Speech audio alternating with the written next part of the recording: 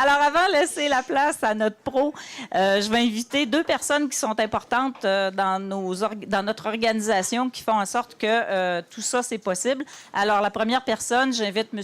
Julien Dufour, président de la Chambre de commerce, à vous adresser quelques mots. Merci beaucoup. Merci. Merci, Mme Côté.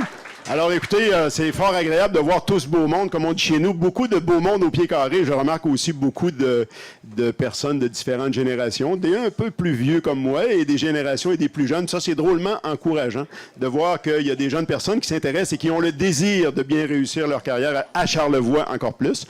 Naturellement, je vous salue et au nom de la Chambre de commerce, ben, c'est fort agréable de voir que notre série des pros à l'apéro connaît toujours un aussi beau succès. Bien sûr, le pro de ce soir est évidemment un beau grand garçon fort attractif, n'est-ce pas, mesdames? Avec la belle visite, M. Bouchard qui s'est déplacé, le papa du pro à l'apéro de ce soir qui a pris madame, qui ont pris soin de se déplacer pour entendre ce beau parcours de succès professionnel de notre pro. Alors, bien sûr, j'en suis convaincu, vous aurez beaucoup de bonnes idées et beaucoup de bonnes choses à retenir du parcours fort intéressant de cet entrepreneur de chez nous et qui aura bien sûr une belle réussite à vous témoigner, une réussite en plus qu'il a réussi comme fier charlevoisien et ça c'est vraiment exceptionnel. Alors écoutez, sans plus tarder, sans plus de préambule, comme vous le savez, la tenue de ces pros à l'apéro, est rendue possible grâce au partenariat qu'on a, un partenariat formidable qu'on a avec M. Benoît Côté de son entreprise de comptable agréé ici. Alors, je l'invite à prendre la parole et par la suite, bien, vous aurez droit à la vedette de ce soir, M. Bouchard. Alors, Benoît, à vous. Merci, Julien. Merci, Joanne. Merci tout le monde. Bienvenue. C'est le deuxième Pro à l'apéro de cette année, donc je suis très content de voir que ça participe énormément. Peut-être que ça a rapport avec notre Pro à l'apéro de cette semaine. Moi, on a toujours été conscient que c'est important d'échanger, de connaître le profil des entrepreneurs de la région, des gens d'affaires, que ce soit les femmes ou les hommes d'affaires qu'il y a dans la région de Charlevoix. Et on a voulu s'adjoindre avec la Chambre de commerce pour participer à cette activité. On est très fiers en tant qu'organisation et on va continuer. Puis tout ce qu'on veut, c'est que vous participiez. Puis, amusez-vous bien à notre Pro à l'apéro. Merci. Merci, Benoît. Évidemment, je pourrais faire la biographie de Stéphane, mais le but du Pro à l'apéro, c'est justement qu'il nous parle de lui et de son parcours. Alors, on l'invite, Stéphane Bouchard. Merci, Stéphane, pour toi. Bien sûr. Merci. Ça commence bien, je me fais pogner le derrière. On me dit, quand on me dit, Julie m'a appelé, me dit, ça va être viens faire le pro de l'apéro, tu vas pouvoir partager un petit peu ton parcours avec des jeunes entrepreneurs, puis tout ça. Puis là, j'arrive ce soir, puis il y a à moitié des gens qui ont une plus grande expérience ou des meilleurs business que la mienne.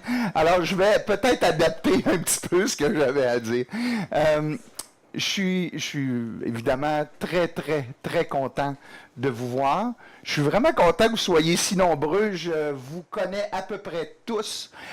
C'est signe qu'on a une région qui a une vitalité au niveau des affaires. Alors, merci beaucoup d'être venu prendre un petit apéro avec moi. On m'a demandé de partager mon parcours. C'est quand même un assez long parcours. Finalement, je m'en suis aperçu en écrivant un petit peu. Donc, je vais suivre un peu mes feuilles, mais ne vous en faites pas, je vais en faire un striptease. Je vais les enlever une après l'autre. Je vais les effeuiller une après l'autre. Certains gens d'affaires ont des parcours très planifiés. Et c'est ce que je vous encourage à faire. Ceux qui commencent en affaires, je vous encourage à le faire. Mais moi, si on peut résumer mon parcours, c'est vraiment, je pense qu'on peut plutôt parler de hasard ou appelons ça opportunité. Parce qu'une chose a toujours mené à l'autre et chaque chose que j'ai pu faire dans ma vie ou chaque connaissance a fini que ça m'a influencé au niveau professionnel. Donc, ça part bien. Je commence avec un premier conseil. D'ailleurs, je vais vous en donner 4 ce soir. Vous allez voir, quand on va être rendu au 4e, ben, vous allez dire « Ah, ça achève, c'est bon. » Donc, je vous donne le premier conseil. C'est suivez vos intérêts, mais planifiez-les aussi. Alors, allez dans ce que vous aimez, si vous voulez être en entreprise, dans ce que vous connaissez, mais planifiez aussi. Je vous donne l'exemple. Moi, je fais ce que j'aime. À part, écoutez, je sais pas, photographe de mode sur un yacht luxueux pour des destinations exotiques très bien payées. Tout le monde aimerait faire ça, mais deuxième choix, galériste, c'est excellent. Je vis dans un monde de beauté, j'ai des employés absolument extraordinaires. Pour moi, je ne suis pas en train de découper de la viande, mais il y en a qui aiment découper de la viande. Ça dépend de ses choix, ça dépend de son goût. Mais je fais vraiment ce que j'aime. En fait, je me demande ce que je pourrais faire d'autre. Par contre, si j'avais planifié un petit peu plus, peut-être que j'aurais fait des choix différents. Si j'avais pensé à long terme quand une chose est arrivée, j'aurais manqué d'opportunités, mais en même temps, peut-être que les choix auraient été différents. Est-ce que j'aurais fait le choix de faire un métier qui m'a interdit à peu près tous les étés de congé depuis que j'ai 14 ans? Est-ce que qui a été difficile au niveau familial? Par contre, j'ai eu la chance d'avoir mes parents sur une bonne partie du parcours qui ont facilité cet aspect-là. Je vais y revenir plus tard. Mais si je m'étais posé des questions, si j'avais planifié un petit peu plus, peut-être que j'aurais changé certaines affaires dans mon parcours. Peut-être que je me serais dit, qu'est-ce que ça va me donner, qu'est-ce que ça va arriver, qu'est-ce que ça va impliquer, puis qu'est-ce que ça demande comme compétence. Du fait que moi, j'ai été obligé de les acquérir sur le tas. Alors, voici donc un petit peu mon parcours. J'ai commencé, moi, à 14 ans. Mes parents avaient acheté la maison Otis. C'est un drôle de hasard, là, la maison Otis qui est fermée pour une des seules fois. Donc, pour rénovation présentement, je pense que ça va changer de main. Mais quand j'ai eu 14 ans, j'ai commencé là, à la plonge. Et ça m'a quand même ouvert une fenêtre. Vous allez voir pourquoi. Écoutez, moi, je suis arrivé à Baie-Saint-Paul, j'avais 10 ans. Mes parents se sont installés juste en face. Là où est présentement la galerie Iris, là où est Daniel Froment, juste à côté, notre voisin, au 2e étage, c'est là qu'on est allé s'installer. Je suis arrivé à Baie-Saint-Paul, j'avais 10 ans, on s'installe là. Et la cour donne sur la cour de René Richard en arrière, où je voyais René Richard, des fois le dimanche même, brûler ses œuvres qu'il faisait sur un sac à papier ou sur n'importe quoi. Mais, vous voyez, il y a toujours quelque chose qui reste.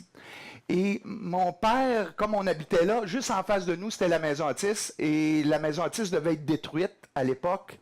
Le complexe qui est présentement la Banque nationale, là, la bâtisse toute neuve, devait à l'époque s'étaler jusqu'au coin de la rue Racine. Et donc, la maison Otis, imaginez, devait être démolie. La maison Danet, la maison Gobeil, où Jean Dubuc est présentement, là, les immeubles Charlevoix, tout ça devait être démoli. Et donc, pour sauver cette bâtisse-là, mon père avait fait une offre. C'était les bureaux de la commission scolaire, la maison Otis. Au 2e étage, il y avait 2 classes. Et donc, il a fait une offre d'achat, puisqu'on restait en face, puisqu'on voyait ça.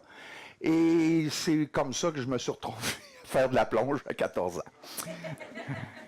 C'est une longue histoire, mais des détours, je vais en prendre plusieurs ce soir. Tout juste à côté, ma première entreprise, mon 2e emploi, c'était à 16 ans. Tout juste dans l'allée à côté, j'ai un monsieur de Québec qui m'arrive une fois. Lui, il avait des calèches à Québec. Il y avait une vingtaine de calèches, puis il essayait de s'en débarrasser.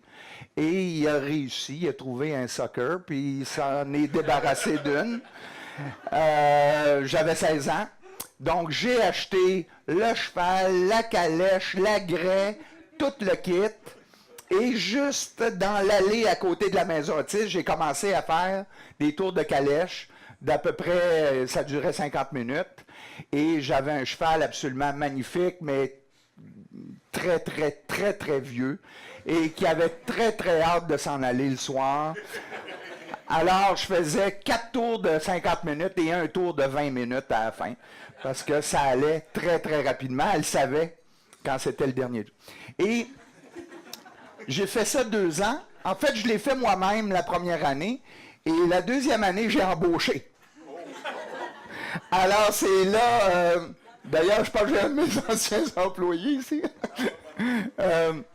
C'est là que j'ai connu l'enfer des RH. C'était une trop petite entreprise pour ne pas la faire soi-même. J'ai été très chanceux, j'ai eu 2 amis qui ont pris le relais, mais évidemment, il restait moins 20$ à chaque tour pour moi, à peu près. Alors, ça n'a pas été concluant. Mais j'ai eu cette calèche-là pendant 2 ans, et ça m'a amené à me dégainer, ça m'a amené à parler aux gens de touristes et à connaître un petit peu le tourisme. À 18 ans, j'ai commencé et... On dit 18 ans parce qu'il faut dire 18 ans, je deviens gérant du bistrot de la Maison Autiste, qui était le bar juste en bas. Et donc, là, j'ai eu un plaisir absolument incroyable. Pour ceux qui ont vécu cette époque-là, c'était un bar qui était extraordinaire, autant pour moi que pour les clients. J'achète à peu près dans... Là, ça se peut. J'ai des gens qui me connaissent. Tout ce que je vais vous dire ce soir, là, c'est vrai. C'est complètement vrai. Je peux me tromper un peu dans mes dates. Je peux dire que j'ai 18 puis j'ai 19 ou le contraire. Alors, mais à part ça, alors, pas mal dans la même époque, on va dire, j'achète ma première maison avec mon cousin. Mon cousin à l'époque qui s'en vient. On a acheté la maison du gérant de la Caisse populaire. Comme ça, c'était M. Gauthier à l'époque. Comme ça, il nous a prêté l'argent avec grand plaisir. Et puis Nadine, ferme tes oreilles. Je ne sais pas où tu es, Nadine Bouchard. Ferme tes oreilles. Nous autres, on avait dit, bon, ça coûte 40 000 à l'époque. On a dit, on a au moins 10 000 de Renault à mettre dedans, qui était notre mise de fonds. parce que j'avais pas une scène, mais Roméo Bolduc, qui demandait, il y avait une seule question, lui, pour emprunter, c'est qui ton père?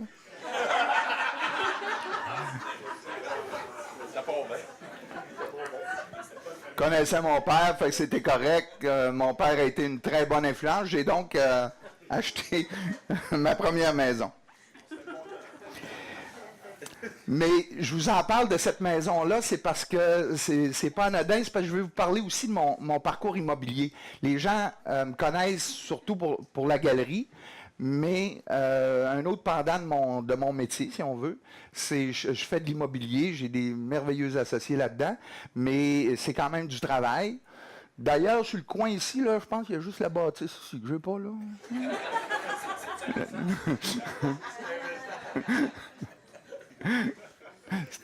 C'est une blague. Mais tout ça pour dire que oui, je fais de l'immobilier, j'ai la bâtisse qui est juste là, puis bon, on a bien du fun.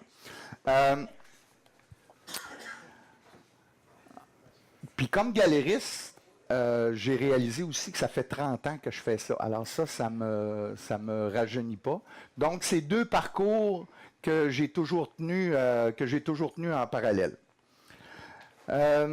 Ce soir, vous avez remarqué, je risque un petit peu, parce que c'est un peu le but de l'exercice, et vraiment, je trouve ça franchement gênant, mais je me fais valoir un peu.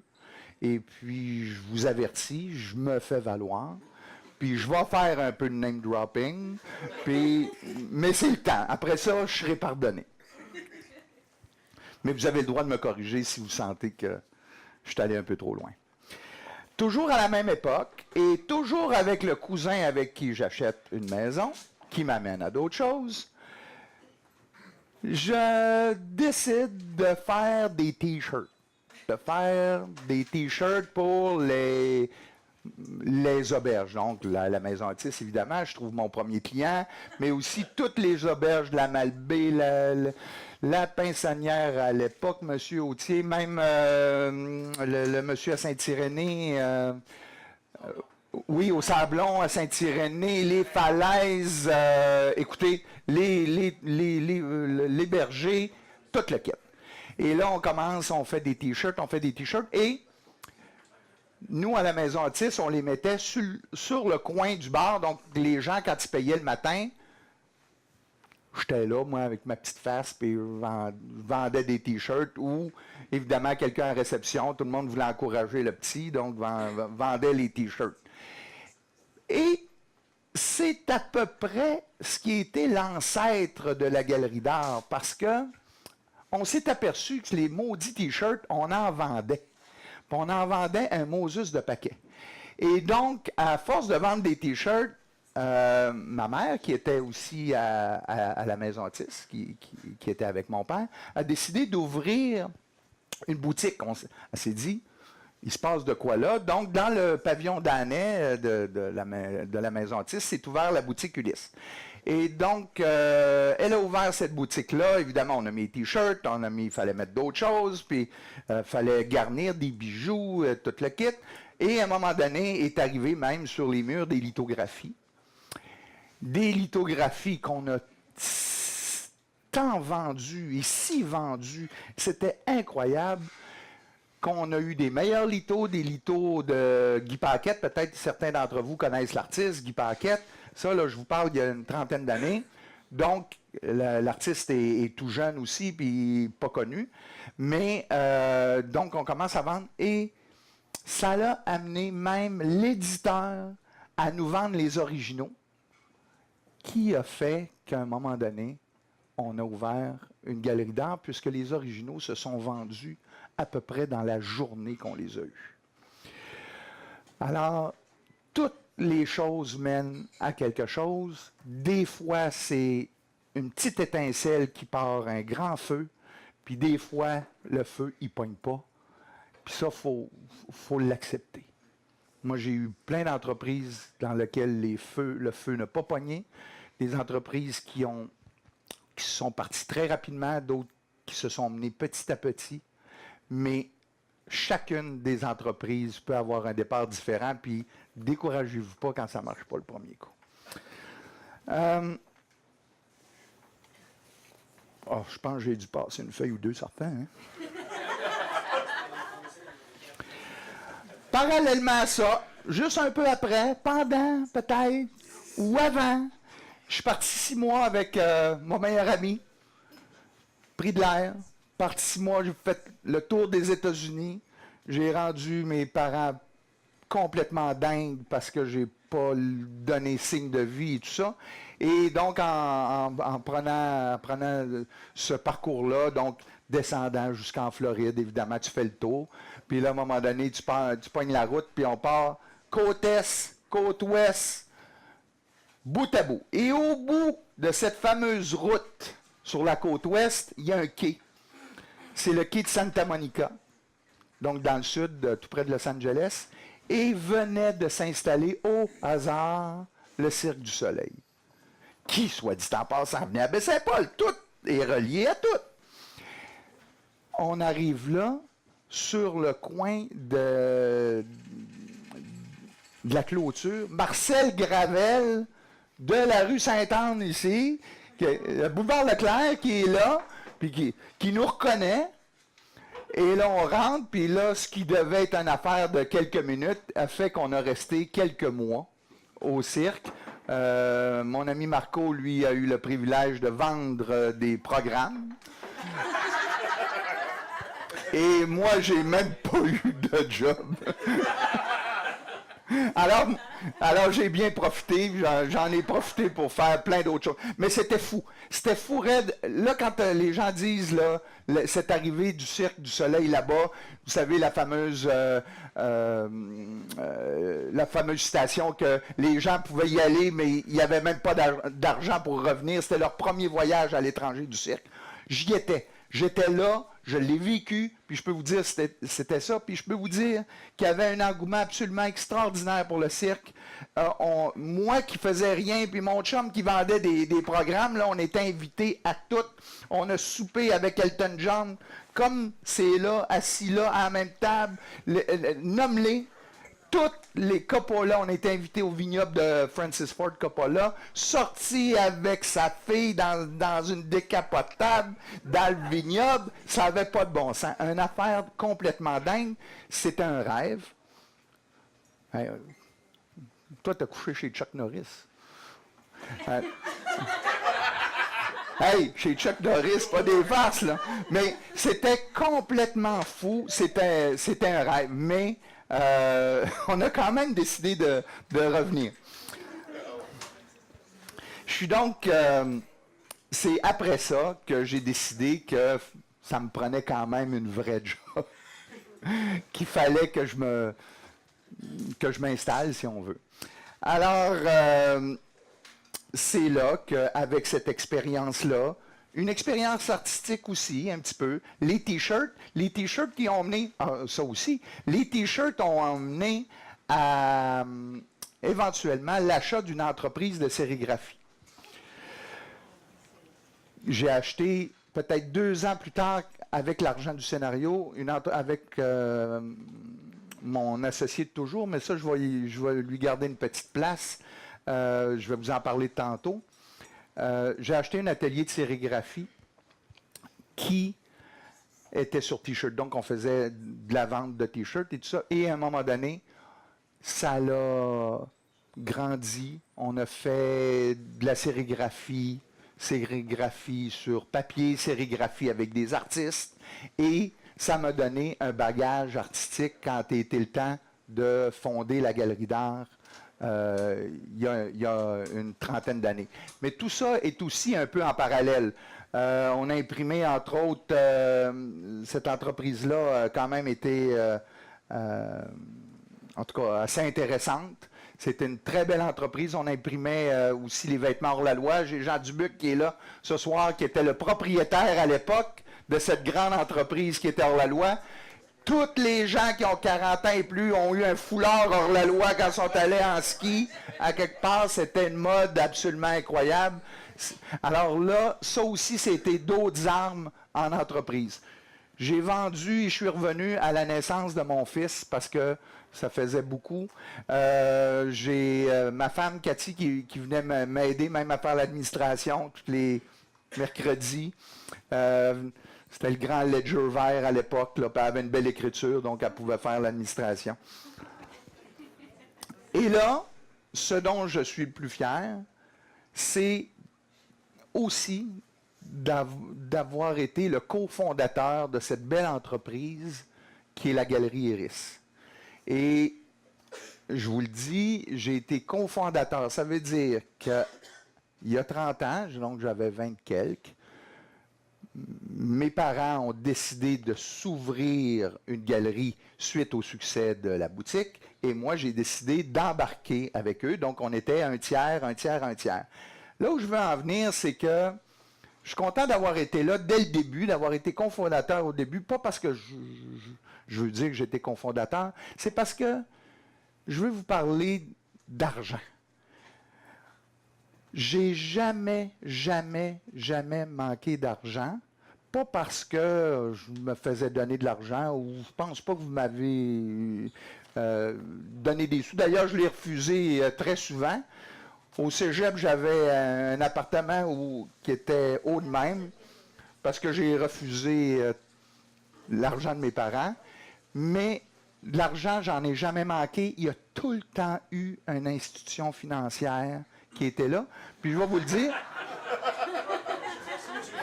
il y a tout le temps quelqu'un qui était prêt à prêter de l'argent, mais ça, c'est pas banal ce que je vous dis là.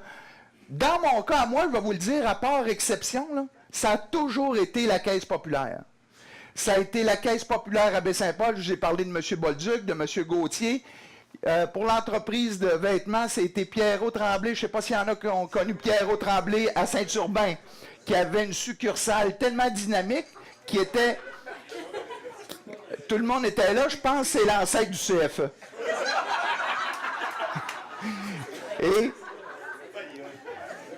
Et après ça, un long parcours, Nadine Bouchard qui m'accorde. Hey, ça fait... On est quasiment un vieux couple. Donc, jamais manqué d'argent. Mais ce que je voulais dire, c'est que mes premières petites entreprises, nounounes, mes premières incursions ont fait que j'ai pu me bâtir un crédit et j'ai pu m'associer à des gens qui avaient, eux, beaucoup plus de valeur, beaucoup plus d'entre-gens, beaucoup plus de...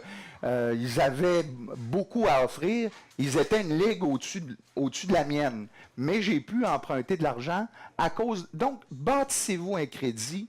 C'est vraiment important, puis payez-les vos dettes. Je vous ai parlé du scénario. Le scénario, par la suite, s'est ouvert à peu près dans les mêmes époques que on a confondé la Maison Otis. J'ai eu la grande chance de connaître un soir de brosse un fier ami à moi qui est toujours mon associé, qui est toujours un associé absolument extraordinaire, même après une trentaine d'années. Roger Brassard, que j'ai connu. Je l'ai connu ce soir-là, je lui ai dit, je m'en vais en Floride. Il dit, quand? J'ai dit, la semaine prochaine. Il dit, je vais avec toi. Et donc, moi, mon ami Marco, avec qui on était allé en Californie, j'ai ramené la fille de la Californie. J'ai-tu le droit de le dire? J'ai ramené la fille de la Californie en cachette pour la voir en Floride. Et puis là, mon ami Roger qui se joint à nous, et un soir, une autre bâtisse mythique à Baie-Saint-Paul qui s'appelait à l'époque le Château Morin. Donc, ceux qui ne connaissent pas le Château Morin, c'est maintenant l'Auberge de la Grande Maison, qui est tout juste après le pont. Donc, le Château Morin venait de changer de nom, des nouveaux propriétaires, et venait de s'ouvrir un local en bas, et ils avaient offert à mon ami Roger de louer ce bar-là. Vous le direz si je prends trop de temps, hein? Des fois, Bon, OK. Alors, ils ont offert à Roger ce bar-là, puis Roger, ben lui, c'était monté une équipe. Marco était DJ, un autre faisait ci, puis on était 4 gars, mais moi, il ne m'en parlait jamais. Il ne voulait rien savoir de moi jusqu'à temps que je me force, je les force à m'en parler. Et on a véritablement appelé le lendemain de là-bas pour louer ce local-là. Ça veut dire que des fois, il ne faut pas trop penser, même si je vous ai dit, planifier. Mais en même temps, il faut laisser aller son cœur un petit peu aussi. Alors le lendemain, on est pris avec notre patate chaude un peu parce qu'on se réveille puis on... Vous savez, des fois, on pense que c'est une super bonne idée, puis le lendemain, c'est un petit peu plus moyen. Ben, c'était ça, mais on a quand même continué. Donc, on a ouvert ce bar-là. Tout ça pour dire que quelques semaines après, c'était ouvert. Et contrairement à la Galerie Iris, qui, je dois vous dire, était un parcours qui était très, très long, très, très lent. Quand on a commencé à la Galerie Iris, c'était très modeste. C'était un tout petit local. Et on faisait un chiffre d'affaires qui était à peu près 20 fois moins gros que ce qu'on fait là. Et donc, ça a commencé tout petit. Contrairement au scénario qui, lui, dès le premier soir, j'ai été associé avec Marco et Roger. Dès le premier soir, c'était un succès phénoménal. D'ailleurs, j'ai jamais été aussi riche qu'à cette époque-là. Et je ne le serai jamais. On a tellement fait et dépensé d'argent. C'était phénoménal. Même les employés n'arrivaient pas à avoir de paye. C'était juste une note de crédit. Pense pas qu'on a fait de paye dans ce bar-là. ça avait aucun sens. Et on a eu ce bar-là 18 ans de temps quand même. C'est long, là. Donc, une dizaine d'années à la Grande Maison. Même que la Grande Maison avait fait faillite et on l'a pris, on l'a acheté juste pour pouvoir opérer le scénario. Je pense qu'on l'a payé pour le prix du compte d'électricité puis les comptes de taxes, hein, quelque chose du genre. Et puis, juste pour avoir le scénario, et on a revendu ça à mes beaux-parents. Et maintenant, c'est Fanny et Pete qui mènent ça de main de maître, et c'est devenu un joyau de Charlevoix. C'est extraordinaire. Mais c'est comme ça que c'est venu dans la famille, quand même. Alors, on a vendu ça à son père, qui était très habile de ses mains, qui en a fait... parce qu'avant, là, je veux dire, dans le temps du Château Morin, là, c'était Bébé Vandal qui avait ça, là. Bébé Vandal, ça donne un peu, là. Il y avait un bar de danseuses en bas. Puis, bon, donc, soit dit en passant, moi et Roger avons toujours le permis du bar de danseuses.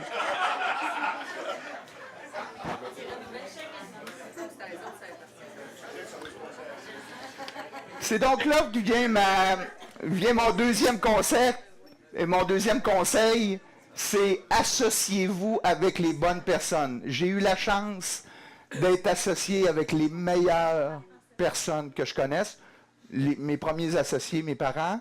Par la suite, mon cousin, avec qui j'ai encore cette maison-là que j'avais achetée à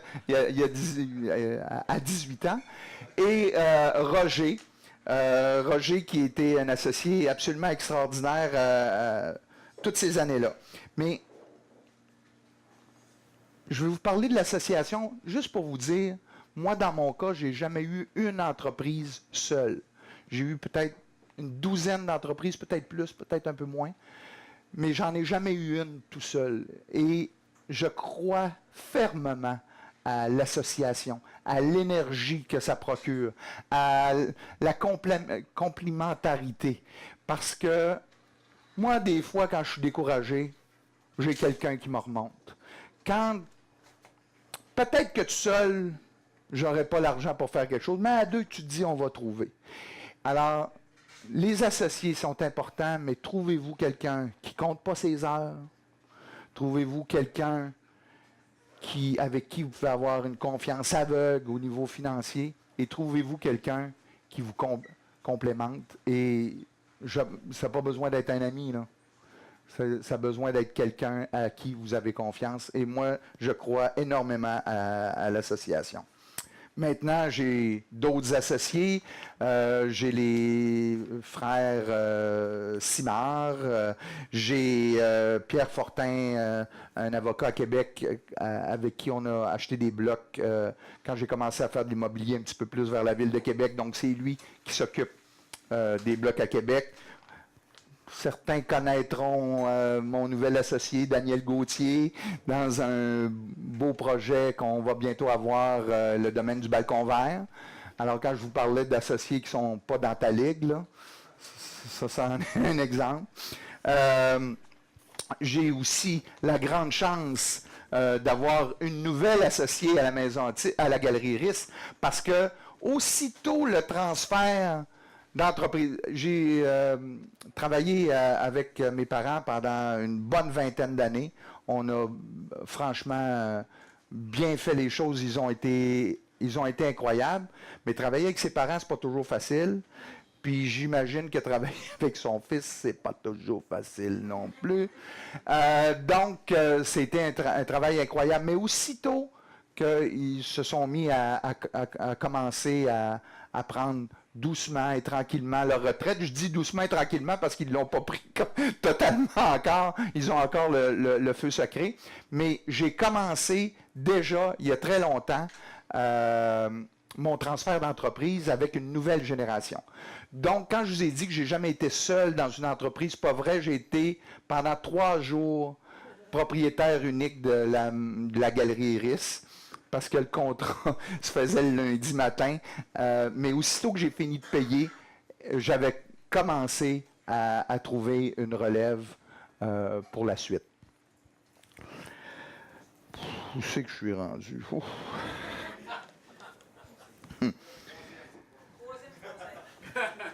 Ben, en fait, après la galerie Iris, c'était plutôt de la consolidation. Je me suis donc à la fondation de la galerie il y a 30 ans. D'ailleurs, j'ai laissé un livre sur chacune des tables et j'en ai d'autres. Ceux qui veulent, prenez-les. Puis ceux qui veulent partir avec, partez avec, puis j'en ai d'autres. Vous avez juste à me les demander, j'en ai pour vous. C'est intéressant, c'est pour notre 30e anniversaire. Donc, je voulais juste plugger que ça fait 30 ans. J'en suis donc à la fondation de la galerie. Je me suis tenu à peu près tranquille pour une dizaine d'années après. Donc, le temps de consolider. Même si pendant cette période, puis là, je prends mes notes parce que j'ai ouvert et fermé 2 restaurants. Ouvert et fermé, hein? Pas facile, hein, des restaurants, hein? Le Balsamo, les Petits Oignons, 2 boutiques, Marie Catou, Renoir et Fils. J'ai fait l'essai peut-être un peu avant le temps d'une entreprise en technologie. Comme j'avais un passé de bar, puis mon associé aussi, on a pensé que c'était une super idée d'avoir un compteur de bar avec une balance, puis tout le kit, puis c'était tout électronique. C'est juste qu'on a fait ça il y a 20 ans, puis en tout cas, c'était peut-être un petit peu. J'étais associé avec, dans cette histoire-là, avec Alain-Jacques Simard aussi, qui est maintenant président du Festival d'été de Québec, président d'une très grosse entreprise de haute technologie. Et moi, j'ai eu plein d'associés qui ont très, très bien réussi. Alain Jacques a fait une grosse entreprise. Je faisais des T-shirts. Quand j'ai commencé mes T-shirts, c'était dans le sous-sol chez Louis Garneau. Avec Louis Garneau. C'est que j'ai fait de pas correct. Mais ces gens-là m'ont appris. Ça a été quelque chose. Une fois consolidé, je me suis à penser un peu expansion. Donc, autre galerie, donc d'autres galeries sur la rue. Et plus sérieusement, les immeubles. J'ai commencé de l'immobilier à Québec, fondé une compagnie pour l'immobilier qui s'appelle Immobiliar, compagnie de gestion et des terrains sur le Balcon Vert, donc qui s'appelle le domaine du Balcon Vert, donc des terrains magnifiques en montagne. Ce qui m'amène à mon 3e point, moi je suis resté un commerçant. Je ne me considère pas comme un homme d'affaires, j'exerce un commerce. J'ai un commerce de tableaux, je vends des tableaux, je vends des œuvres d'art, je loue des appartes, j'ai des locaux commerciaux, mais je fais du commerce. Mais j'aurais pu faire d'autres choix. J'aurais pu décider d'ouvrir un réseau de galeries, j'aurais pu risquer.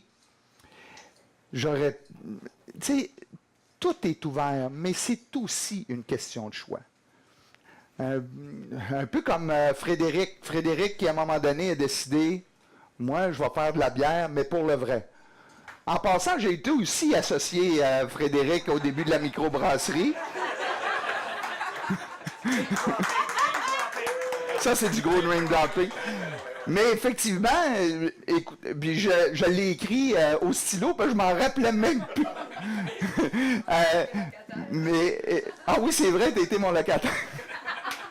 Mais effectivement, des gens comme Frédéric Caro, qui à un moment donné, par choix aussi, ont décidé, là, attends un peu, là.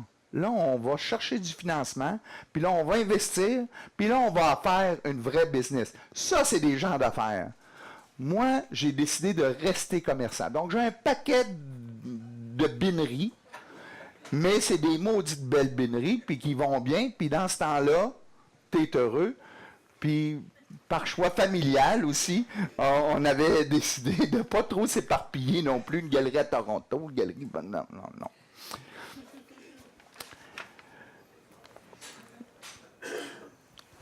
4e point, ça avance.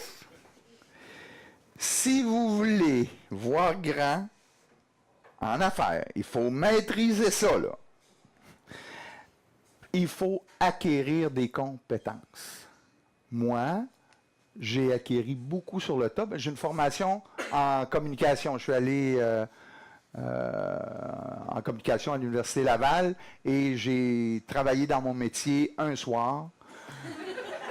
Je fais de la radio de nuit un soir à Québec.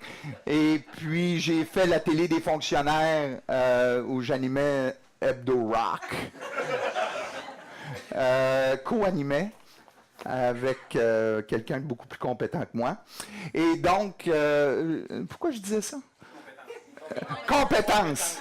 Compétence, effectivement. Effectivement. Parce que moi, j'ai appris sur le tas, mais je m'en veux un petit peu. Je pense que si c'était à refaire, j'aurais pris peut-être un petit peu plus de recul. J'aurais peut-être suivi un cours plus sérieux en administration ou en ressources humaines ou quelque chose comme ça, ou de la formation. Mais quand on a une entreprise, à un moment donné, elle nous gobe tout notre temps. Et là, on se dit, on n'a plus le temps d'apprendre, mais prenez le temps. Gardez-vous du temps pour vous former, pour apprendre, puis être des meilleurs gestionnaires. Le calcul, là, il vaut mieux que l'ouvrage à l'éternité. Quand on s'ouvre une entreprise, c'est justement parce qu'à un moment donné, on veut peut-être plus être à salaire minimum ou à salaire... On veut d'autres choses, on veut une autre liberté, on veut prendre ses décisions, mais il faut acquérir les compétences pour que ça arrive.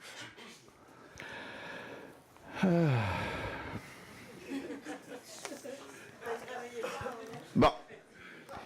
Si vous avez le courage, je vais vous parler quelques minutes maintenant des deux métiers que j'exerce. Donc, la galerie. Je vais vous en parler parce que c'est un magnifique métier. Tout le monde connaît ça à peu près, mais il y a un grand mystère aussi qui entoure ça. C'est de la vente. Pour commencer, c'est un métier de vente, mais encore plus, c'est un métier de direction artistique.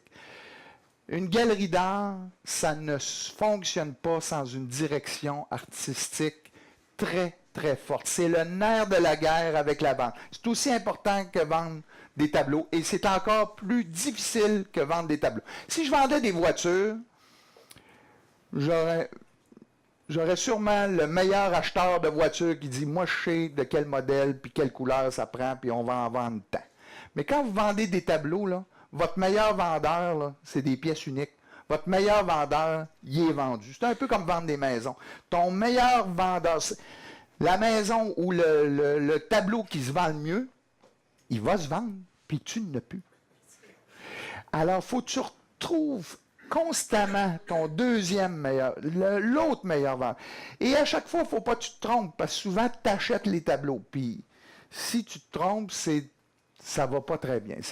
Donc, l'achat, la direction artistique, j'ai eu la chance d'avoir toujours eu, justement comme associé, des gens très forts à la direction artistique. La première, c'était ma mère. Maintenant, c'est Amélie. Amélie, ma nouvelle associée, qui est fantastique. Puis moi, ça aussi, j'ai fait la job peut-être un soir ou deux dans ma vie. Mais c'était une transition. Puis il y a aussi les artistes. Savez-vous ce que c'est travailler avec des artistes? C'est pas facile. Tout le monde connaît des artistes, on est dans Charlevoix, puis c'est des êtres merveilleux, puis c'est des gens qu'il faut laisser aller comme ils le sont, sinon ça ne donnera pas ça. Mais c'est des gens qui ont choisi, moi dans la vie, je veux pas de salaire, je veux pas être pogné, je veux peindre. Et donc, je veux me livrer, c'est ma communication et tout ça. Donc, ça prend des êtres à part, ça prend des êtres exceptionnels, mais qui sont exceptionnels de tous les sens. Exceptionnels comme personne, mais en même temps, c'est pas facile à gérer. Donc, ça aussi, c'est un autre aspect d'une galerie d'art qui n'est pas facile. Donc, c'est un métier. Ce que j'essaie de vous dire, c'est que c'est un métier spécialisé, c'est un métier qui n'est pas facile. En plus, il faut acquérir Maintenant, avec Internet, il faut avoir tellement de connaissances à ce niveau-là. Beaucoup de connaissances au niveau livraison, livraison à l'international, l'expédition, l'emballage, les frais de douane, les taux, les prix d'expédition. C'est vraiment quelque chose. Et tout change avec Internet maintenant. On parle d'Internet quelques minutes. Il n'y a plus de business là, qui peut se permettre de ne pas investir énormément là-dedans, que ce soit dans les métiers les plus traditionnels comme le mien, qui est de la vente au détail, avec une maison en briques sur une rue touristique, jusqu'à nommer l'entreprise ou même en immobilier. Maintenant, les loyers se louent par Internet, là. Les annonces là, dans l'hebdo, là, c'est fini, ça. Là. Alors, vraiment, je vous le dis, Internet, on ne peut pas passer à côté. Je vous ai parlé de la galerie, je vous parle vite de l'immobilier. Moi, je l'ai fait de la bonne vieille manière, mais il y a différentes manières de faire ça. Moi, je l'ai fait de la bonne manière. Je regarde quelque chose, je pense que c'est bien. On dit c'est 10 fois les revenus. Avez-vous déjà entendu parler de ça, 10 fois les revenus? Bon, ça règle du pouce. Je regarde une bâtisse, bon, ici, bon, je sais pas, tu payes 4 000 $ par mois, ton loyer, il y a peut-être 1 000 $ de loyer en haut, fait 5 000, fait 60 000 par année, 600 000, OK.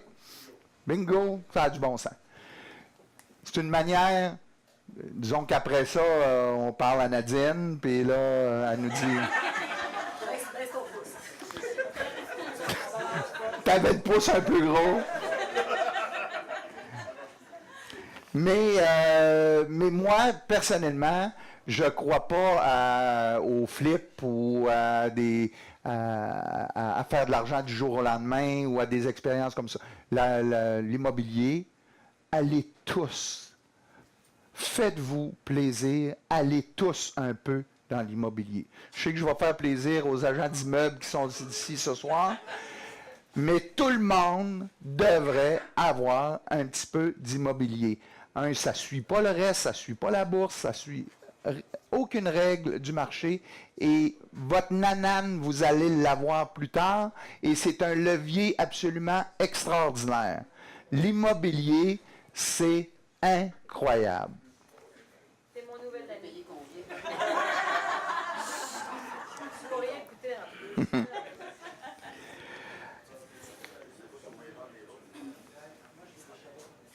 Alors,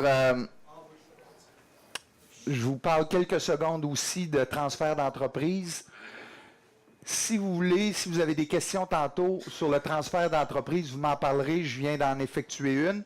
J'ai fait les deux sens, donc acheter sur une période de 10 ans les parts restantes et dès le lendemain, ou à peu près 3 jours après, commencer à en vendre, donc sur une période de 10-15 ans pour me faire un nouvel. C'est des processus qui sont très, très longs, qui doivent être bien planifiés.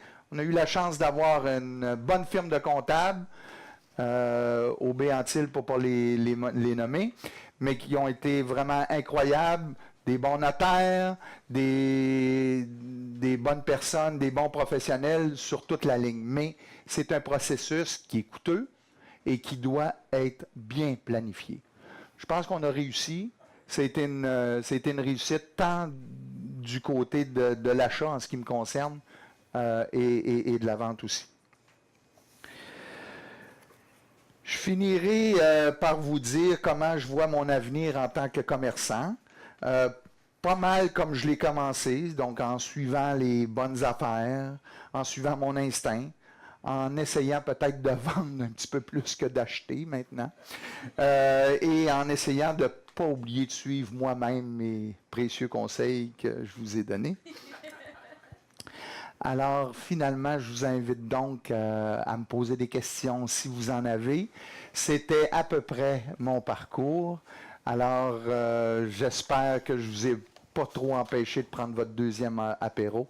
Et si vous avez des questions, s'il vous plaît, posez-les-moi, ça va me faire plaisir, que ce soit sur le transfert de l'entreprise, sur les galeries, l'immobilier, mon parcours ou nommez-les, ou autre chose, ou des recettes d'alcool, il n'y a pas de problème.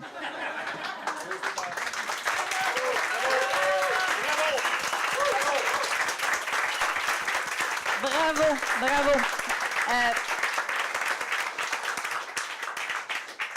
Si vous avez des questions, je vous invite à lever la main. Je vais vous apporter le micro de façon à ce que tout le monde entende votre question parce que la réponse va sûrement être aussi passionnante que le discours qu'on vient d'entendre. Alors, il faut savoir.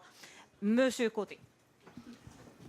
Moi, Stéphane, là, ce qui me surprend, c'est que je regarde la formation. Tu n'as pas de formation artistique. Non, ça me surprend aussi. Ah, écoute bien ma question. C'est parce que tu es parti dans les œuvres d'art. Tu ne Oui. vends pas des paquets de gomme, tu ne vends pas des autos. Absolument. J'imagine qu'il faut prendre un feu sacré à quelque part. Il faut vraiment trouver ça à quelque part. C'est où tu as pris ça? Effectivement, j'ai pas une formation artistique en tant que telle. Je suis du monde des communications, mais l'entreprise de T-shirt m'a amené à de la sérigraphie sur vêtements, là, de la vraie sérigraphie, comme font les sérigraphes artistiques. J'ai côtoyé donc les artistes à partir de ce moment-là. Et comme je vous dis, mes parents ont toujours été proches de ça. Ma mère, qui a fait la direction artistique de la galerie, côtoyait les artistes, Guy Paquette, Louis Tremblay, tous les artistes de la région. Et je dois dire que c'est elle qui m'a transmis ça beaucoup.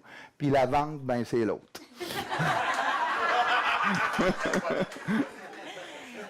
D'autres questions? Oui, Julie. Ben, préparez vos questions. Là. Stéphane, on parlait de transfert d'entreprise. Je sais que tu as un fils, Nicolas. Oui. Comment as-tu eu les premières conversations avec Nicolas? Parce que ça a l'air une passation des pouvoirs, hein, de père en fils. Comment tu as préparé Nicolas à cette conversation-là? Parce que manifestement, il n'a pas tout à fait les mêmes champs d'intérêt que toi. Non, Nicolas est en chimie. J'ai la grande joie de... Il a un parcours, il est doctorant en chimie, il est au doctorat en chimie, donc les arts. Mais il a travaillé 2 étés avec moi, Julie, pour répondre à ta question. Il était excellent, il était très bon, puis ça lui a donné un petit peu de confiance en lui aussi pour parler aux gens. C'est une école qui est extraordinaire de ce côté-là. Mais on a eu cette conversation-là, mais son champ d'intérêt était autre. Ça a été assez court comme conversation. Et je lui souhaitais pas non plus.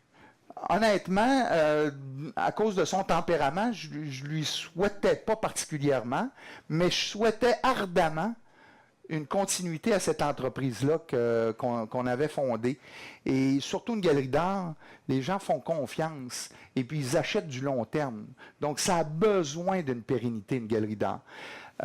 Donc, pour répondre finalement à ta question, c'est que aussitôt que j'ai été sûr que Nicolas ne prendrait pas la relève, je l'ai offert à Amélie, qui travaillait pour moi depuis l'été de ses 16 ans. Et elle a 40 quelques maintenant, Amélie. Moi, pour moi, tout le temps à 20, là. Ah, on ne dit pas l'âge des femmes. Elle a 40. Et puis, donc, mais qui est là depuis qu'elle a 16 ans. Oui, puis il y aura probablement, j'ai tellement de bons employés qu'il y aura d'autres associés, certainement dans le futur. Je suis très, très, très choyé. Et si j'avais eu un 5e conseil, c'est embaucher les meilleurs. Embaucher les meilleurs, payez-les. Payez-les, c'ti. Embauchez-les, gardez-les, puis essayez de les gâter. Voilà. C'est un très beau conseil. Merci. Est-ce qu'il y a des questions autres? Oui. Oui, Herman. M. Herman. On te sent passionné. La peinture, les arts, l'immobilier. Si demain matin arrivait une catastrophe dans laquelle tu pourrais dire, ben là, j'ai à choisir entre les deux. Ah, à l'âge que j'ai, je garderais juste un peu d'immobilier, c'est moins de trouble. C'est beaucoup moins exigeant, c'est beaucoup moins de travail. Pour moi, l'immobilier a toujours été un à côté. Mon métier a toujours été galériste. Je suis un galériste, c'est mon métier, c'est ce que je fais le matin jusqu'au soir, mais je ne soupe pas de ça souvent d'immobilier pour moi, l'immobilier, c'est un à côté, donc beaucoup moins de travail. Dans le cheminement que j'ai, si un jour je prends une pré-retraite, je délaisserai un peu de galerie pour garder de l'immobilier. Voilà. Il doit y avoir des questions de ce côté-là. Ouais. Il y a des questions sur l'immobilier, peut-être? Ça, c'est des professionnels, là. Oui, Mario. Stéphane, je reviens un petit peu en arrière dans ma question. Tu parlais tout à l'heure, puis on entend souvent ça des entrepreneurs. Je ne souhaite pas ça à mes enfants nécessairement. Tu sais, je sais pas, je voudrais juste avoir ton opinion là-dessus. Peut-être que tu n'as pas la réponse, mais on entend souvent ça, parce que je constate que ton garçon prend une tournante différente là, de par sa formation. Mais pourquoi on entend les entrepreneurs dire ça? Dans mon cas, c'est en plein mon premier point que je vous ai soumis, c'est si j'avais réfléchi un peu plus, j'aurais peut-être fait les choses autrement. Donc, je serais peut-être galériste, mais il y aurait eu peut-être une structure différente à la base qui m'aurait permis. Encore une fois, moi, j'ai été chanceux parce que j'ai eu de l'aide, j'ai eu les week-ends.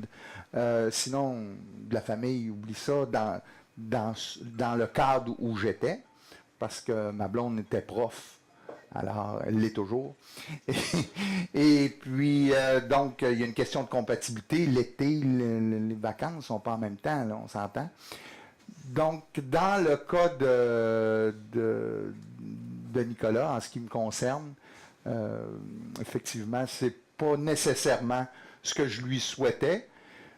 Puis, comme plein d'autres choses, il y a des voies plus faciles qu'être entrepreneur, mais quand ça veut marcher, par exemple. Maudit que c'est plaisant. Maudit que c'est plaisant.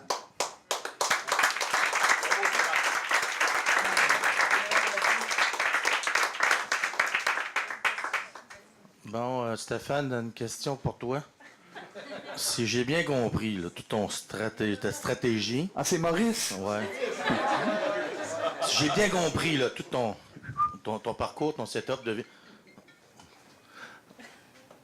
Tu es dans l'immobilier, tu adores la peinture, oui. Tu es galériste, ta retraite, tu vas peinturer des galeries sur tes immobiliers. Je rêve à Baie-Saint-Paul d'un immeuble absolument magnifique où il pourrait avoir un espace avec chacun des artistes. Un espace pour les artistes à Baie-Saint-Paul, ça serait absolument incroyable. Oui, pourquoi pas, Maurice? Merci. Alors, une autre question dans cet acabit ou... Oups, est-ce que je vois des mains levées? Non, c'est bon. Oui. Madame Mouscafé. Tu as l'air de t'être embarqué dans plusieurs avenues. Oui. Et je me demandais si tu avais un test en 3 étapes faciles là, pour distinguer une bonne opportunité d'une mauvaise opportunité.